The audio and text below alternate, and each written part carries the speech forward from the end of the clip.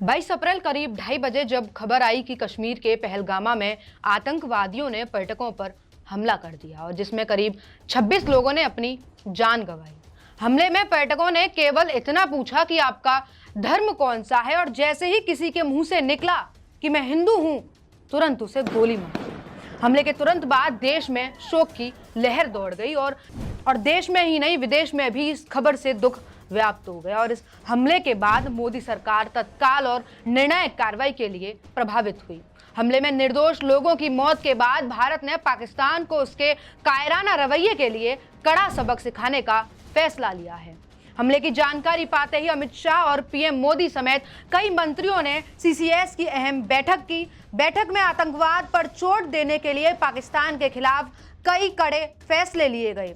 सरकार ने पाकिस्तान के साथ सिंधु जल समझौता रोक दिया है। इसके अलावा भारत में रह रहे सभी पाकिस्तानी नागरिकों के वीजा रद्द कर 1 मई तक उन्हें भारत छोड़ने का आदेश दिया है। विदेश सचिव विक्रम मिस्री ने इसकी जानकारी दी है और उन्होंने बताया है कि इस आतंकवादी हमले की गंभीरता को समझते हुए सुरक्षा मामलों की कैबिनेट समिति ने 5 कड़े फैसले लिए हैं, जिसमें पहला है 1960 की सिंधु जल संधि को तत्काल प्रभाव से स्थगित किया जा रहा है जब तक कि पाकिस्तान सीमा पर आतंकवाद को समर्थन देना बंद नहीं कर देता। यानी कह सकते हैं कि भारत का पानी की सर्जिकल स्ट्राइक का महत्वपूर्ण कदम। आपको बता दें कि सिंधु जल संधि के तहत पाकिस्तान को सिंधु, झेलम और चिनाब नदियों का 80% पानी मिलता है, जो उसकी कृषि और अर्थव्यवस्था की रीढ़ है। पाकिस्तान में 47 मिलियन एकड़ से अधिक भूमि की सिंचाई इन नदियों पर निर्भर है। पानी की आपूर्ति रोकने से पाकिस्तान के पंजाब और सिंध प्रांतों में कृषि उत्पादन, विशेष रूप से गेहूं और चावल पर गंभीर असर पड़ेगा, जिससे खाद्य संकट और आर्थिक अस्थिरता बढ़ सकती है। वहीं इन 5 कड़े फैसलों में दूसरा फैसला है इंटीग्रेटेड चेक पोस्ट अटारी को तत्काल प्रभाव से बंद किया जा रहा है। वैध अनुमति के साथ जो लोग इस रास्ते से भारत आए हैं वे 1 मई से पहले इसी रास्ते से वापस जा सकते हैं। इससे पाकिस्तान पर क्या असर पड़ेगा आपको बता देते हैं। अटारी बागा सीमा भारत पाकिस्तान के बीच सीमित व्यापार का प्रमुख केंद्र है। इसे बंद करने से पाकिस्तान का भारत के साथ आयात निर्यात, विशेष रूप से कृषि और कपड़ा उत्पादों का व्यापार प्रभावित होगा। इससे पाकिस्तान की पहले से कमजोर अर्थव्यवस्था पर और बोझ पड़ेगा। वहीं इन कड़े फैसलों में तीसरा फैसला लिया है कि पाकिस्तानी नागरिकों को अब सार्क वीजा छूट योजना के तहत भारत यात्रा की इजाजत नहीं दी जाएगी। पहले जारी सभी एसवीएस वीजा निरस्त माने जाएंगे। अभी एसवीएस वीजा पर भारत में रह रहे किसी भी पाकिस्तानी नागरिक को 48 घंटों के भीतर भारत छोड़ना होगा। चौथा और बहुत अहम जो कड़ा फैसला लिया है वो है कि नई दिल्ली स्थित पाकिस्तानी उच्चायोग में रक्षा, सेना, नौसेना और वायुसेना सलाहकारों को पर्सोना नॉन ग्राटा घोषित किया जाएगा।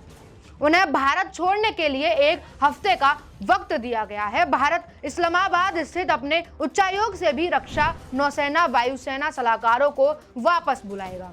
दोनों उच्चायोगों में ये पद अब निरस्त माने जाएंगे। सेवा सलाहकारों के 5 सहायक कर्मचारी भी दोनों उच्चायोगों से वापस बुलाए जाएंगे। और 5वां और अंतिम जो कड़ा फैसला लिया गया है वो ये है कि दोनों उच्चायोगों में कर्मचारियों की कुल संख्या को मौजूदा 55 से घटाकर 30 किया जाएगा, जिसकी प्रक्रिया 1 मई तक पूरी कर ली जाएगी।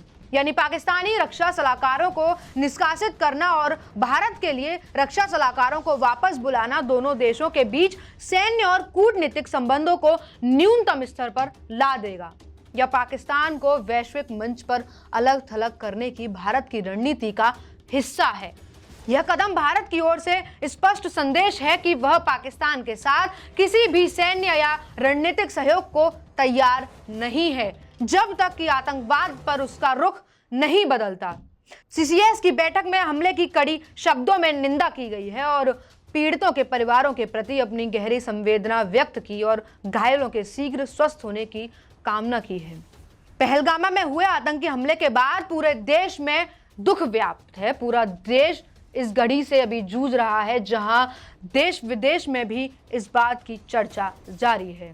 देश के कोने कोने से घूमने गए पर्यटकों के परिजनों को जब ये जानकारी मिली कि अब वो वापस नहीं लौट के आएंगे तो उनके दिल पर क्या गुजरी होगी। बाकी के जो भी अपडेट्स रहेंगे अपडेट इंडिया के साथ ही आप तक पहुंचाते रहेंगे।